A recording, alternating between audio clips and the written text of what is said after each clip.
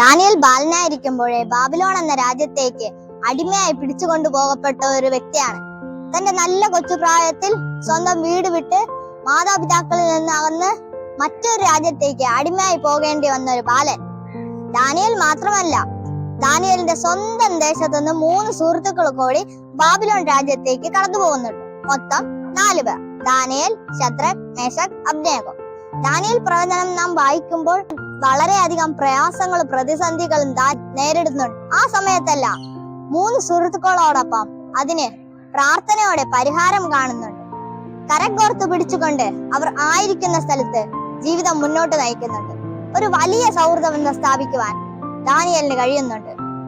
3 സുഹൃത്തുക്കളോടൊപ്പം മാത്രമല്ല, അവിടെയുള്ള എല്ലാവരോടും, പ്രധാനമായി രാജാവിനോടും വലിയൊരു സൗഹൃദബന്ധം സ്ഥാപിക്കുവാൻ ദാനിയേലിന് കഴിയുന്നുണ്ട്.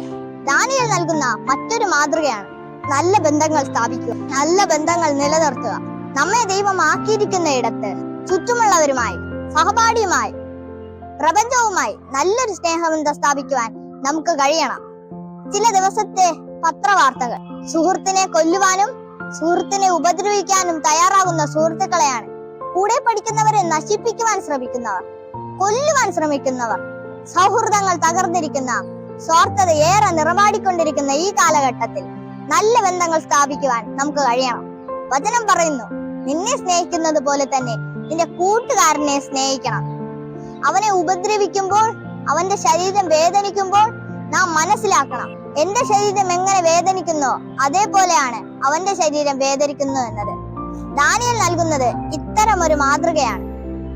തന്റെ ദേശത്തു നിന്ന് മാറി, മാതാപിതാക്കളിൽ നിന്ന് അകന്ന്, തനിക്ക് അതുവരെ ഉണ്ടായിരുന്ന ബന്ധങ്ങളിൽ നിന്നെല്ലാം മാറി മറ്റൊരു രാജ്യത്തേക്ക് കടന്നു പോകുമ്പോഴും ദാനിയേൽ കുഞ്ഞിലേ പഠിച്ച മൂല്യങ്ങളിൽ നിന്ന് മാറാതെ ആ രാജ്യത്തും നല്ല ബന്ധങ്ങൾ സ്ഥാപിക്കുവാൻ ദാനിയേലിന് കഴിയുന്നുണ്ട്. നമ്മെ ദൈവം ആക്കിയിരിക്കുന്ന ഇടത്ത് മാതൃകയോടെ, പ്രാർത്ഥനയോടെ എല്ലാ കാലഘട്ടങ്ങളിലും മറ്റുള്ളവർക്ക് നന്മ ചെയ്തുകൊണ്ട് ജീവിക്കാം.